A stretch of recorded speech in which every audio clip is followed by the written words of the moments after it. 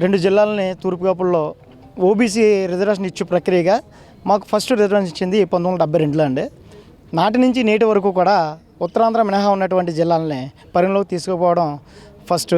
అలాగే 1978లో వైజాగ్ నుంచి విడిపోయిన కొంత భాగం, శ్రీకాకుళం నుంచి విడిపోయిన కొంత భాగం కలిపి విజయనగరం జిల్లాని ఏర్పాటు చేసింది. ఉత్తరాంధ్ర 3 జిల్లాలకే ఆ రిజర్వేషన్ వెసులుబాటు అనేది ఇవ్వడం జరిగింది కేంద్ర ప్రభుత్వం కానీ రాష్ట్ర ప్రభుత్వాల సిఫార్సు మేరకు. అక్కడి నుంచి మేము సుమారుగా 100 సంవత్సరాలు 120 సంవత్సరాలు పైబడి మేము వలస వచ్చిన వాళ్ళు ఉన్నాము. ఇక్కడ వలస వచ్చిన వాళ్ళకి మరి ఓబీసీ రిజర్వేషన్ లేదంటే జాతి అనేది ఒక చోట ఉండదు. ఒక ఎంప్లాయీ ఒక చోట నుంచి ఒకటికి పని కోసం కూటి కోసం వెళ్ళిపోతూ ఉంటాడు.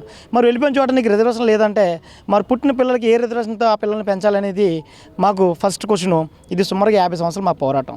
ఈ పోరాటం కొనసాగుతూనే ఉంది.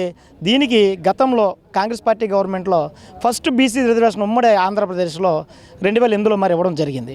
నాడు అప్పటి వరకు కూడా బీసీ రిజర్వేషన్ కూడా లేని పరిస్థితి మరి మేము చూసాం. 2008లో మాత్రమే మరి రిజర్వేషన్ ఇచ్చి బీసీలుగా ఫస్ట్ గుర్తించింది 2008లో.